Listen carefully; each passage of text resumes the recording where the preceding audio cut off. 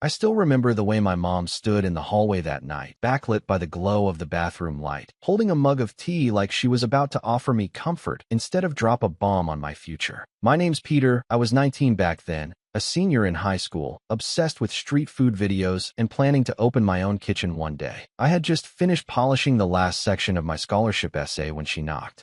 Not a frantic knock, not a hesitant one, just a soft, rhythmic rap, like she had something delicate to say. And I should have known. My mom never knocked unless something was wrong. We weren't rich, far from it, but I'd worked my butt off since sophomore year, bagging groceries, fixing bikes, helping Mr. Dunley at the mechanic shop during the summer just to pitch into what I thought was my college fund. And yeah, my parents matched it whenever they could. I was proud of that fund. It wasn't just money. It was proof. Proof that I could claw my way out, that I didn't have to end up stuck in our tiny Illinois town living paycheck to paycheck like most people I knew. My mom always said I was the resilient one, which sounded like a compliment until I got older and realized it was her way of saying, "You'll survive if we mess up again." Anyway, that night, she opened the door without waiting for me to say anything, walked in, and sat on the edge of my bed like this was a normal mother-son chat. She didn't ask about my essay or how I felt about the upcoming deadline. She just looked tired, older than usual. Her hand reached for mine, and I remember how cold it was. And then she said it, calm as anything. "We used your college fund to pay off your sister's credit card debt. She's been through a lot, Peter. You know that." I blinked. That was it. No build-up, no apology, no tears. Like it was a done deal, and I'd just nod and say, "Oh, okay. Thanks for letting me know." She followed it up with one of those long, heavy hugs, like she was doing me a favor. Then she whispered, "You'll find another way. You always do." I didn't hug her back. I didn't say a word. I just sat there, fists clenched, heart sinking, staring at my laptop screen as the words I'd spent hours pouring my soul into started to blur. I didn't cry. That came later, after she left, after the door clicked shut, after I realized the account, the one labeled Peter's Dreams, on our shared banking app, had been emptied without even a heads up. That was the night something inside me shut off. Not out of rage, not even bitterness, just a cold clarity. I wasn't going to be rescued. I wasn't going to be helped. I was a tool, the dependable one, the fallback guy, the resilient one. And the worst part? My sister, Rachel, had already done this before. I just convinced myself it was different this time. Rachel was 3 years older than me. She used to be cool when we were kids. Used to let me hang out with her and her friends and sneak me Halloween candy when Mom said I had enough. But once she hit high school, things changed.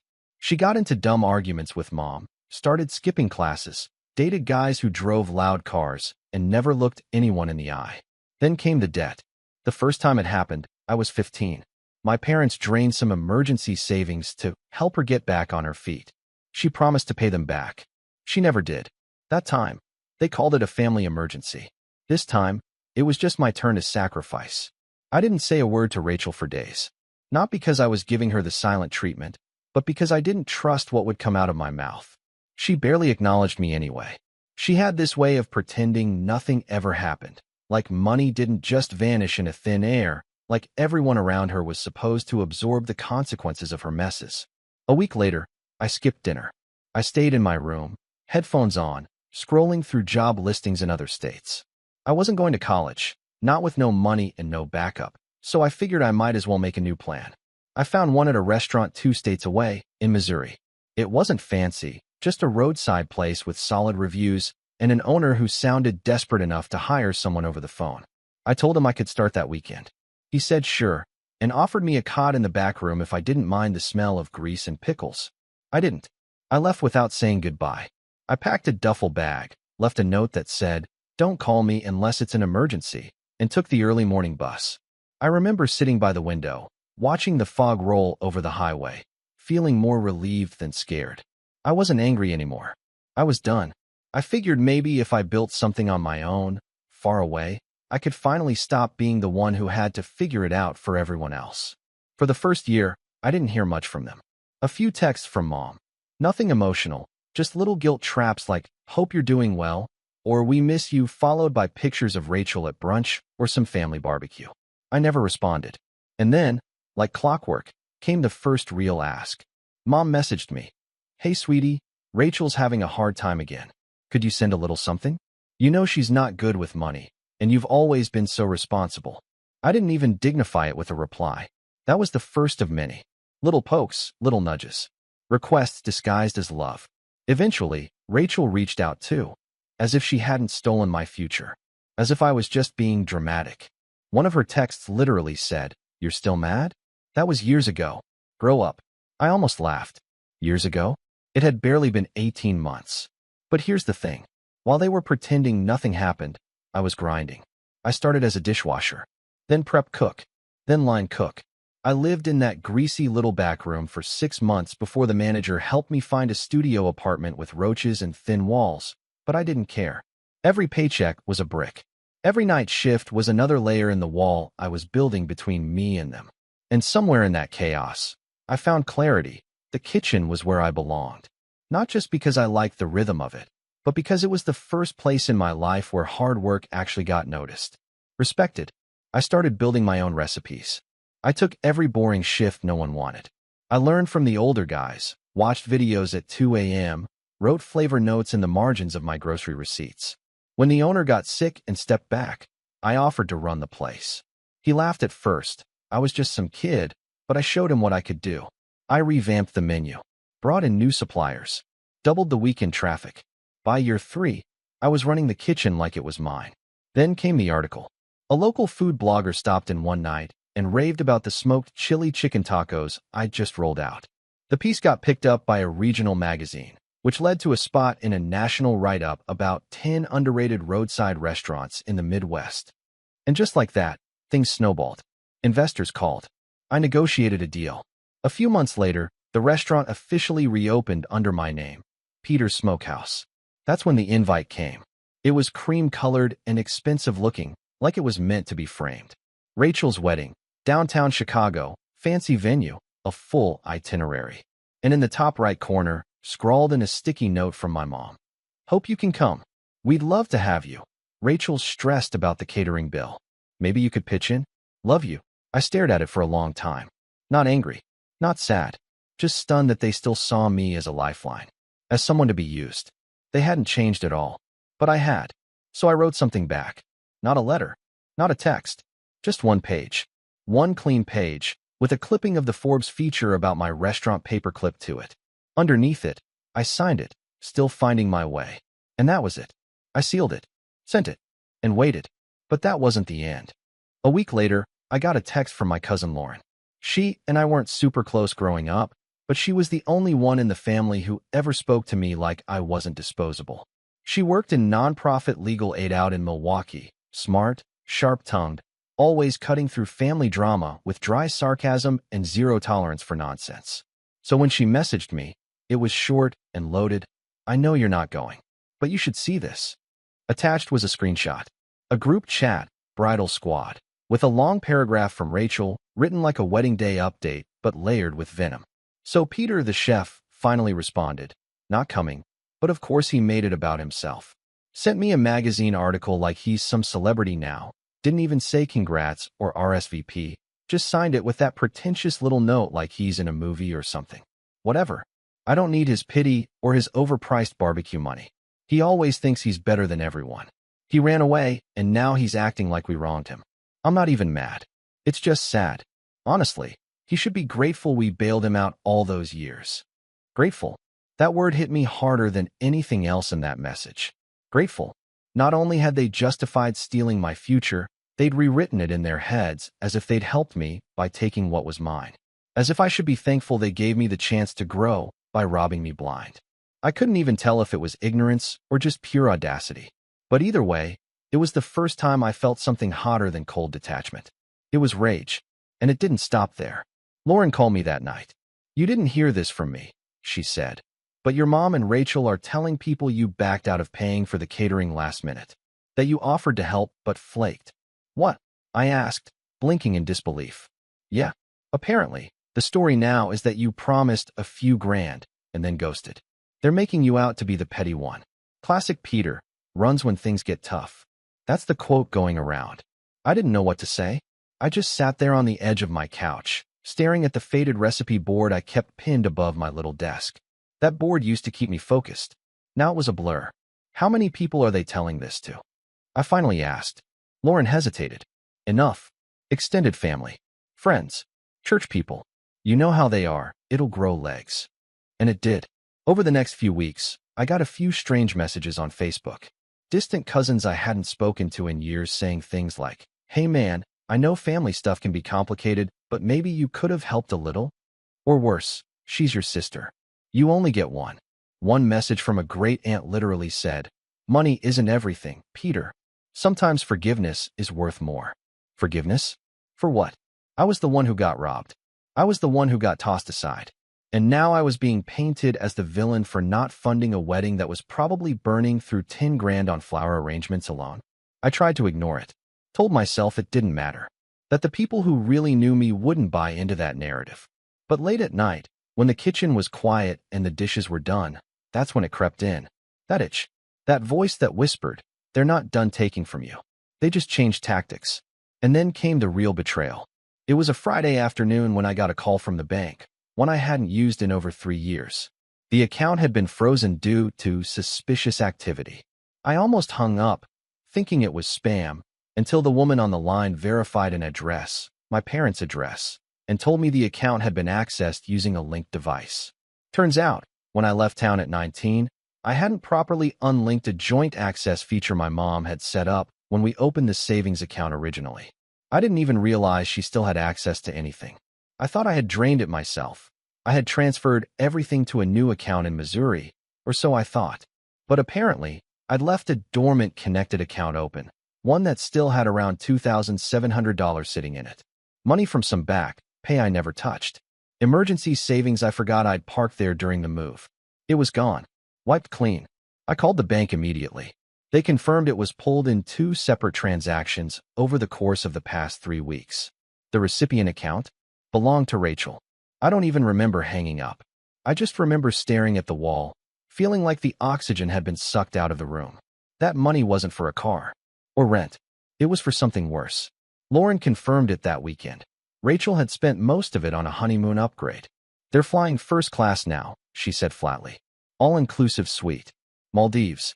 I saw the post before she made it friends only. I didn't speak for a full minute. "Why?" I finally asked, my voice hollow. Lauren sighed. "Because she thinks she can. And because your mom enabled it, again. Don't kill the messenger, but apparently your mom signed off on the transfers. Said it was fair since you weren't going to contribute to the wedding." I leaned back in my chair, eyes closed, heart hammering in my chest. Fair. They used that word like it meant something. Like it wasn't just a shield for selfishness. It all came crashing down then. The lies, the manipulation, the way they'd twisted every part of the story to make themselves feel righteous. I saw it clearly for the first time. This wasn't just about money. This was about control, about using guilt as currency. And I had been letting them hold the pen, write the story, and cast me as the villain because I stayed silent. That silence ended that day. I didn't confront them immediately. I didn't shout. I didn't text some long-winded monologue about betrayal. I just went quiet, a different kind of quiet. Calculated. Focused. Cold. I went through old emails. Bank records. I tracked every transaction tied to that account. I called the bank again, got the login history, asked for device fingerprints. I confirmed it. The transfers came from an iPad registered under my mom's name.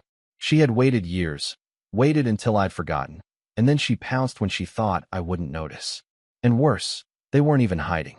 Rachel had posted honeymoon photos within days of the last withdrawal. Hashtags like #deserved, #finally, and #blessed under pictures of champagne glasses clinking in the sun. I stared at that word, blessed, and felt something I hadn't let myself feel in a long time. Not sadness, not bitterness. Resolve. They wanted me to be the bad guy? Fine. I'd play it. But on my terms. And this time, I wasn't just going to disappear. I started making calls. I pulled out the notebook where I'd been drafting ideas for my next venture. A second location for the restaurant, something bigger. I flipped the page and began a new section. A different kind of plan. A plan that started with a lawyer.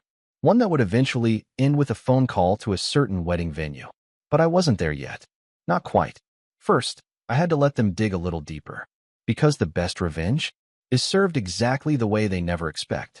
And 3 weeks later, They gave me the perfect opening. I don't think people talk enough about what it actually feels like to hit rock bottom.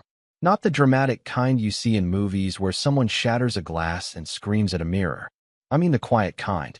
The kind where you sit in a dark room with your phone turned off, staring at nothing for hours, and realizing no one in your family is coming to check on you. Not because they don't know something's wrong, but because they do, and they don't care. Or worse, they think you deserve it. That was me.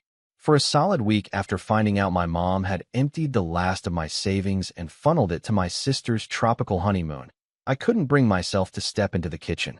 My kitchen, the one I'd poured every ounce of myself into. I'd show up, nod at the crew, then lock myself in the tiny office and pretend I was doing inventory. But I wasn't. I was spiraling. Not angry, shaken. Because no matter how hard I tried to convince myself I didn't need them, that I was better off without them, the betrayal still hurt. It wasn't just the money. It was the confirmation that I never mattered to them as a person, only as a resource. A dependable ATM in an apron. I kept thinking about how my mom used to tell her friends at church that I was her miracle child. About the time she said I was her rock, while Rachel was her wildflower. It sounded poetic back then.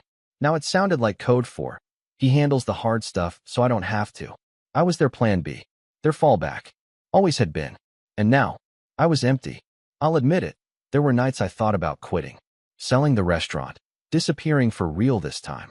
Changing my name. Starting over in some small town where no one knew me or my family's mess. But something stopped me. Something that sat deep in my gut like an ember that refused to go out. I think it was pride.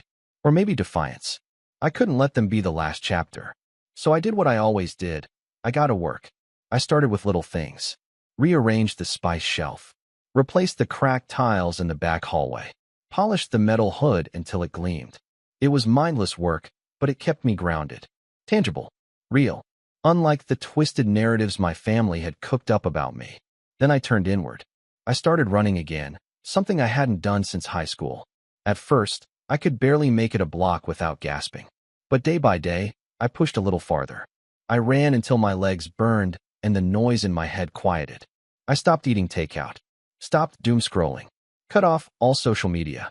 For the first time in years, I let myself breathe. And that's when the ideas started coming back. See, I'd always dreamed about opening a second location, something more ambitious than my smokehouse. A hybrid space. Part restaurant, part market. A place where people could not only eat but connect. Share recipes. Learn how to cook with whatever was in season. My notebook was full of half-baked sketches and menu plans, but I'd always been too caught up in survival mode to take them seriously. Now, I had nothing but time. And fire. So I got to work. I reached out to one of the investors who had originally backed my smokehouse expansion, a woman named Nadia, who ran a string of successful wine bars and had always told me to dream bigger. She took my call, listened to my pitch, and told me to fly out to Austin for a meeting.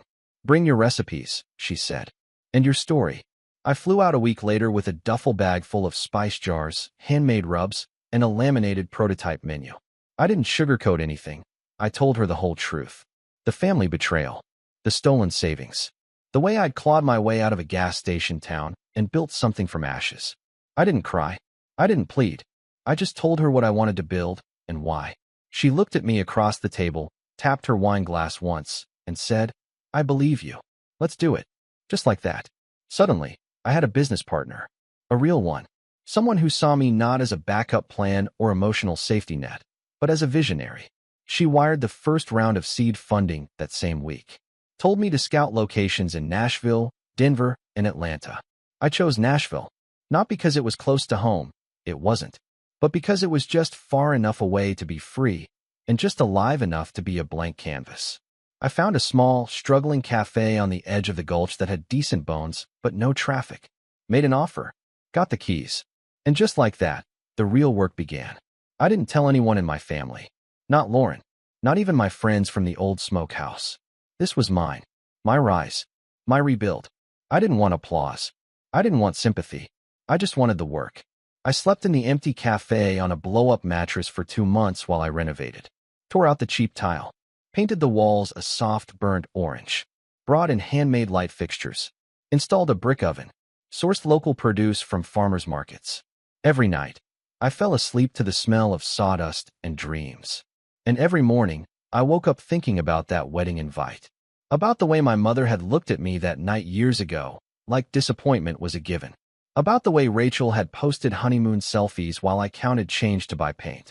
It kept me moving. Opening day was small. A soft launch. Just 20 guests, all foodies Nadia had invited. I didn't expect much. I just wanted it to run smoothly. By the end of the night, we had 2 new bookings, 5 glowing Yelp reviews, and a local food writer asking for an interview. The next weekend, we were at 80% capacity. Then came the social media attention. A TikTok about our smoked apple cider went viral. A Nashville influencer came by for the brisket flatbread and posted a gushing review. And then, Forbes called again. They wanted to do a feature on young chefs disrupting the South. My name was at the top of their list. I stared at the email for a long time. Not because I didn't believe it, but because for once, I realized I did. I had built this. I was the guy on the other end of the headline. Still finding my way. Still fighting. But no longer falling. I agreed to the interview. They sent a photographer. Shot me behind the counter, sleeves rolled up, sweat on my brow, laughing with my prep team. The article ran 3 weeks later with the headline, "From Betrayal to Brilliance. How Peter Foster Turned Pain into Purpose." And that's when the calls started again. First it was a text from my mom. "Saw the article. Proud of you. Call me." Then a Facebook message from my aunt. "You've done so well. Your mom talks about you all the time. She misses you." I ignored them. Then Rachel sent one too. A picture of her newborn baby girl with the caption, "Your niece. Thought you should know. We're naming her Callie, partly after you. Family's forever, Peter." I almost threw my phone. Not because of the baby, but because of the audacity. The way they kept trying to patch over years of damage with shallow sentiment. But I didn't respond. Because I wasn't done. Not yet. And then, 1 month later, Lauren called. Her voice was shaky. "You're not going to believe this," she said. She was right. Because what she told me next. That was the spark that lit the final plan. The thing I'd been waiting for. And it started with one name. Grandpa's will. "You're not going to believe this," Lauren said again, slower this time, her voice like the tight pull of a thread about to snap. I leaned against the kitchen prep table, pressing my thumb to the scar on my wrist where I'd sliced it deboning a trout 3 months ago, an old habit I'd picked up, grounding myself whenever I felt the adrenaline start to surge. "Try me," I said. She took a breath. "Grandpa left you everything." I blinked. "What?" "I mean it. The house. The land. His savings. Even the antique shop. All of it. In a sealed clause of his will. It only triggered now because Mom didn't report his passing through probate properly. She filed it late, probably hoping no one would contest the living trust. I sat down. Hard. I didn't even realize my knees had gone weak until the chair caught me. "Wait. That doesn't make any sense," I muttered. Rachel was his favorite. Everyone knew it. She was the good one. The golden girl. She used to sit on his lap and talk about her future wedding while I was in the garage helping him fix lawnmowers. Lauren made a noise like a laugh wrapped in a scoff. "Yeah, because she was performing. But you? You were actually there. Every weekend after school. Every time he got sick. You drove him to appointments. You remember his insulin. You knew what bourbon he liked. He noticed, Peter. Don't think he didn't." My mind raced, trying to piece together the timeline. Grandpa had passed nearly 10 months ago. I hadn't even gone to the funeral. I'd thought about it, but when I texted my mom about travel details, she never answered. Later, I saw one blurry group photo online. My name was never mentioned in the obituary. They kept this from me? I asked, though it was more of a whisper. "Oh yeah," Lauren replied. "Your mom's been handling the estate, or at least trying to. She thought the original will was void because of a 2016 revision that cut you out, but apparently Grandpa did one more revision in 2020. Sealed. Witnessed. Properly notarized. It showed up last week because his lawyer moved offices and finally processed it. She never saw it coming." I stared at the floor for a long time. "I own Grandpa's house," I said, almost in disbelief. "You own everything tied to the estate," she confirmed. "His land, the deed to the workshop, his vintage record collection, even the trust fund he set aside for home restorations. And the kicker? You've got legal standing to remove your mom as the executor because she violated probate code by concealing a relevant heir. That's fraud, Peter." It didn't feel real. It felt like someone had handed me a movie script with my name penciled into the role of the underdog turned heir. And then, like a flood, the possibilities hit me. I stood up, walked to the back office of the restaurant, and pulled out the small corkboard above my desk, the one where I usually pin new dish ideas or employee schedules. I cleared it completely, and I began to write. Names, dates, loose threads, weak spots. I wasn't thinking about revenge the way a villain does in a comic book. No yelling, no smashing. I was thinking like a chess player now. Quiet, intentional, 3 moves ahead. My mother had betrayed me, repeatedly. My sister had stolen from me and publicly mocked me. The two of them, drunk on entitlement, had built an entire narrative in which I was the selfish one, the ungrateful one, the abandoner. And now, I had something they didn't know I had. Leverage. But I wasn't going to rush it. I had watched them for years, studied the way they manipulated truth, how they used tears and selective memory like currency. That kind of power wasn't just taken down in one move. You had to bleed it out slowly. So I made a plan. Step 1, learn everything. I spent the next 2 weeks quietly working with Grandpa's old attorney, a meticulous man named Harold Bennett who wore wire-framed glasses and had a voice like gravel. He remembered me, said I used to draw pirate maps in the margins of his paperwork when I was little. We met in his office, and he laid it all out. The 2020 revision had completely cut my mother out of the inheritance due to a consistent pattern of financial manipulation and neglect. Rachel's name was never even mentioned. You were always the one in the background, but you showed up, Harold told me. He told me, if anything ever happened, he wanted the house and shop to go to someone who wouldn't sell it to developers or pawn off his vinyls for gas money. You were his guy. It wasn't just property, either. There were investment accounts, bonds, even a modest art collection stored in a climate-controlled unit under a pseudonym. The total value of the estate? Just over $2.1 million. I felt my heart lurch, not because of the number, but because of what it represented. For the first time in my life, someone in my family had chosen me not for what I could do for them, but for who I was when no one was watching. Harold handed me the paperwork. It's yours. You just need to decide what you want to do with it. I did. Step 2, don't strike first. Let them come to you. They still didn't know. That was the key. So I waited. I kept quiet. I didn't change anything publicly. I didn't post on social media. I didn't show up with a lawyer and bang on doors. I let my mother continue her charade of being the executor of an estate she no longer had legal rights to. It was a Friday morning when she called. I stared at the name flashing on my screen, Mom, a name that felt more like a brand at this point. I let it ring. Then I picked up. Hi, I said flat. Oh, thank God, she sighed. Peter, I need your help. Of course she did. I've been talking to the county assessor's office, and apparently there's been some confusion about Grandpa's estate. Something about missing documentation, or a will they hadn't processed. It's weird. I replied. That's strange. I mean, they said your name came up, and I just wanted to clarify in case there was a clerical mix-up, or, I don't know, someone pretending to be family. You never know with scammers, right? I could practically hear her trying to smile through clenched teeth. Right, I said. You never know. There was a long pause. Anyway, she continued, the house needs repairs, and we were hoping you might help out financially. Just temporarily.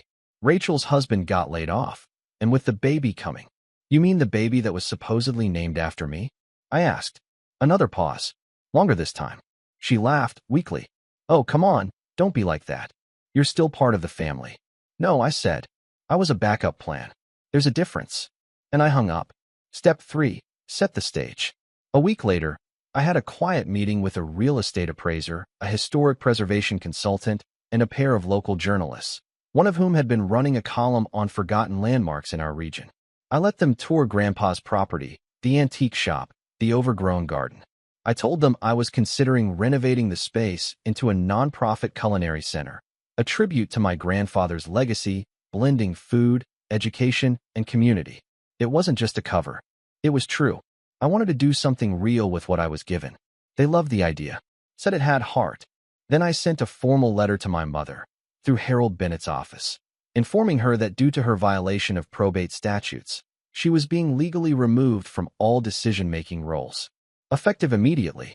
That's when the mask shattered. She showed up at the restaurant the next day, something she had never done, not even when I opened.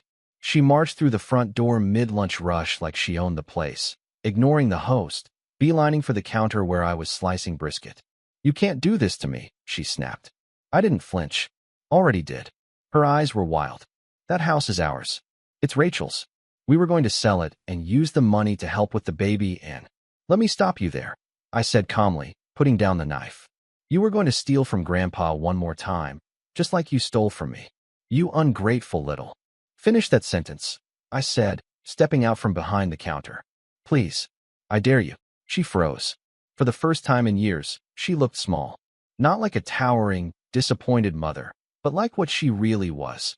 A woman who thought she could gamble with everyone else's chips and never pay the price. "You don't understand what you're doing," she hissed. "No," I said. "You don't." And then, for good measure, I handed her a printed copy of the Forbes feature. The one where I talked about rising from betrayal, starting over, learning to choose your family. She stormed out. Rachel didn't call. She didn't text. She FaceTimed, which told me everything I needed to know. She wanted an audience. She wanted witnesses to her performance. I let it ring twice before I answered. She appeared on screen with messy, just woke up, hair, and that trademark face she used anytime she wanted pity. Lips pressed tight, eyebrows bent like she was carrying the weight of the world instead of the weight of her own decisions. "What did you do?" she snapped. No greeting. No hey. No how are you. Just instant accusation. "I followed the law," I said calmly, wiping my hands on a kitchen towel. "You should try it sometime." Her nostrils flared. "Mom is in tears. She says you blindsided her. You stole Grandpa's house." "Stole?" I laughed. "You mean the house you and Mom planned to flip for profit? The same one Grandpa explicitly left me because he didn't trust either of you." Her mouth twitched, an involuntary tell she still hadn't learned to hide. "You don't deserve that place," she said. "You weren't there at the end. You skipped the funeral. You abandoned the family." I leaned back in my chair. Funny thing about abandonment, it isn't when someone walks away. It's when someone gets pushed. "Don't be dramatic." "You're right," I said. "Let's talk facts then." I grabbed the folder sitting next to me, thick with documents. Fact 1.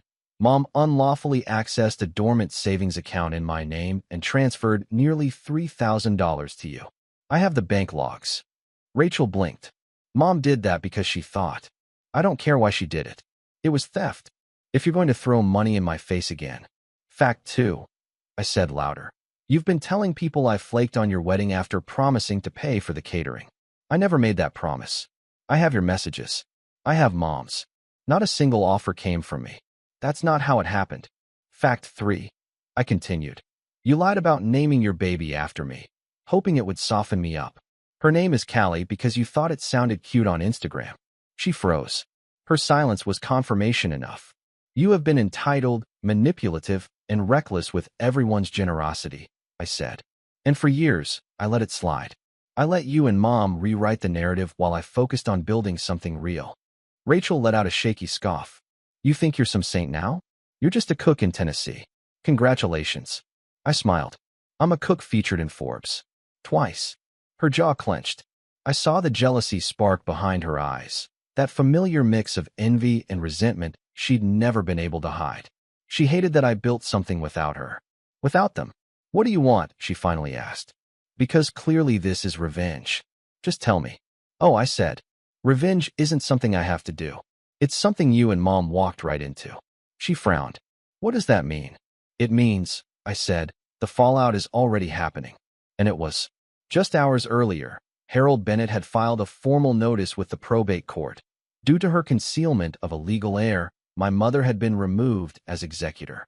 That removal triggered an automatic review of every financial transaction she'd conducted under the estate's authority. Every penny spent. Every form signed. Every document delayed. Rachel's voice quivered. "Peter, what did you do?" "I told the truth," I said. "And the truth is, you two illegally used Grandpa's emergency fund to pay off the wedding deposit. The accountant found it. There's a paper trail. And because you were the recipient, Rachel," I leaned in a little, "you're legally responsible for paying it back." Her face went pale. I can't pay that," she stammered. "We're already behind on rent and daycare, and—" "That sounds like a you problem," I said quietly. Her voice shrank. "This could ruin us." "It won't ruin you," I said. "It'll humble you." Before she could respond, I clicked the button to end the call. The screen went black. That was step 1. Step 2 came 2 weeks later. The county posted its findings, public record. Word spread fast in our small hometown. My mother had access to protected account illegally. Rachel had knowingly used estate funds. They weren't arrested. It wasn't criminal, just civil, but the court ordered full repayment with penalties. More than either of them could realistically afford. And the family? The same cousins, aunts, and church friends who once whispered about me? They turned on them. Hard. Lauren texted me nonstop with screenshots. My favorite was from Aunt Denise. You stole from your own father?